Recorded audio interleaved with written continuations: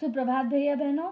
हम पढ़ेंगे आज सूरदास का भ्रमर गीत। सूरदास के भ्रमर गीत को निरंतर आगे की ओर बढ़ाते हुए पहले हमने जाना कि सूरदास जी कौन थे, सूरदास जी का संपूर्ण परिचय हमने जाना, भ्रमर गीत क्या है और भ्रमर गीत के माध्यम से गोपियां जो हैं भगवान श्री कृष्ण के प्रेम को, भगवान श्री कृष्ण के भक्ति को किस प्रकार उजागर करती हैं और अपने वाक्य चातुर्य के माध्यम से किस प्रकार बार बार उद्धव को यह एहसास दिलाना चाहती हैं कि हमारा हृदय जो है वो प्रेम भक्ति से भगवान श्री कृष्ण के प्रेम में पूरी तरह से लीन है, रत है। अब उसमें किसी प्रकार का योग, किसी प्रकार का संदेश, किसी प्रकार का ज्ञान वह हमारा हृदय जो है स्वीकार करने को तैयार नहीं है।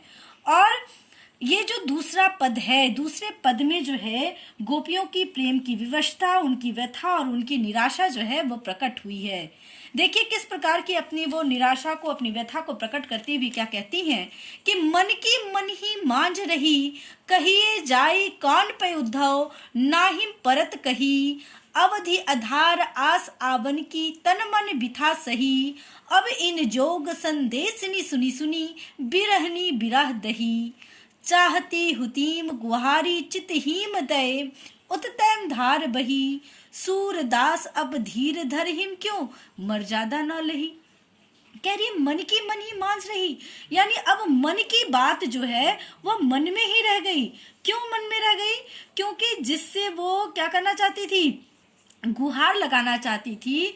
वो चाहती थी कि भगवान श्री कृष्ण जो है वो ये सोच रही थी कि हम यदि यह व्यथा को सह लेती हैं तो भगवान श्री कृष्ण कुछ समय के बाद पुनः कहाँ चले लौट आएंगे, ब्रज लौट आएंगे। लेकिन भगवान श्री कृष्ण तो के द्वारा ही यह योग संदेश क्या किया गया है, भेजा गया है, जिससे वह जान जाती हैं कि उनके बीच जो है उनकी दूरी जो है वो और भी क्या हो गई है, बढ़ गई है। और उन्हें बिल्कुल भी अच्छा नहीं लगता कि भगवान श्री कृष्ण ने स्वयं यह योग संदेश दिया है। ठीक कैसे? उनकी आशा के विपरीत। तो कह रही है कहिए जाए कौन पे उद्धव, नाही परत कही। कह रही है मन की जो हमारी जो बात है वो प्रेम भावना जो है वो मन में ही रह गई। हमें कृष्ण से प्रेम तो नहीं मिला, लेकिन उसके अभाव में हम अपनी भावना भी व्यक्त नहीं कर सकी। तो कहिए चाहे कौन पे उद्धव, अब आप ही बताइए उद्धव जी कि हम अपनी व्यथा किससे जाकर कहें, क्योंकि प्रेम की पीड़ा को सबसे कहा भी नहीं जा सकता।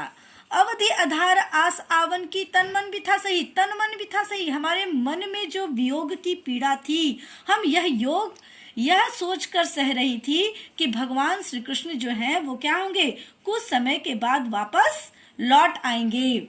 लेकिन जब उन्हें यह पता चलता है कि यह योग संदेश जो है स्वयं भगवान श्री कृष्ण के द्वारा भेजा गया है, तो उनकी विरह व्यथा जो है वह और भी क्या हो जाती है, बढ़ जाती है, क्योंकि यह संदेश जो था वो उनके आशा के विपरीत था। अब क्या कहती हैं कि अब इन जोग संदेश नी सुनी सुनी, बिरहनी बिरह दही, कि हे उद्धव जी, आपके इस योग संदेश को सुन सुनकर हमारी विरह की जो व्यथा है, हमारी जो पीड़ा है, हमारी वियोग की जो व्यथा है वह और भी क्या हो गई है, बढ़ गई है। जिस प्रकार आपका योग संदेश उसी प्रकार काम कर रहा है, जैसे जिस प्रकार आग में घी को डालने से आग और भी प्रज्वलित हो उठती है, उसी प्रकार हम पहले से ही विरह में क्या थी, लीन थी। हम पहले से ही दुखी थी और आपका ऊपर से ये आपका योग संदेश आना क्या है, हमारी विरह को और भी बढ़ा देना है। चाहती उती गुहारिन जितही तय, उततय धार बही। कहती है हमारा दुर्भाग्य तो देखो, हम जिधर से अपनी रक्षा के लिए, यानी यहाँ कह रहा है जितहीम तय, जितहीम तय।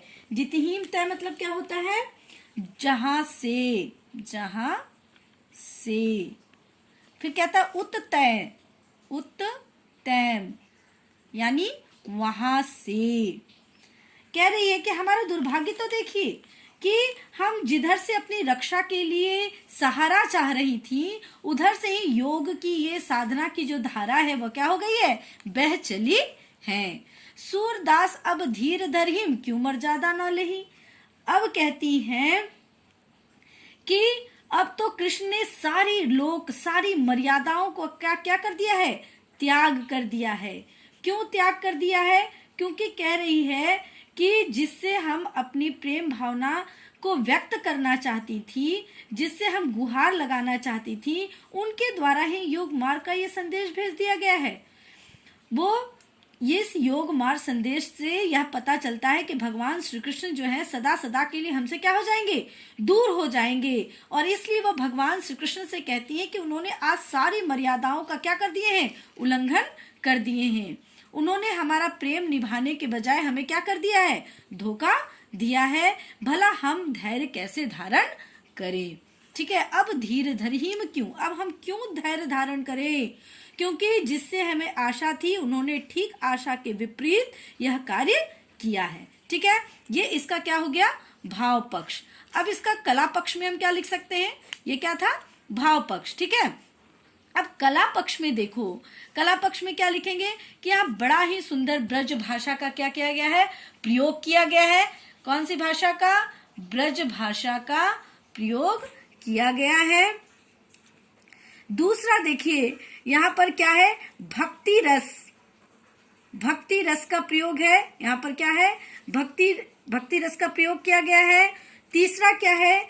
आप लिख सकते हैं इसमें कि गोपियों की प्रेम विवशता, इस दोहे में गोपियों की प्रेम विवशता, उनकी व्यथा, उनकी निराशा प्रकट हुई है, उनकी निराशा प्रकट हुई है। और चौथे में आप लिख सकते हैं, यहाँ देखिए आप, संदेशनी सुनी सुनी। संदेशनी सुनी सुनी में क्या है?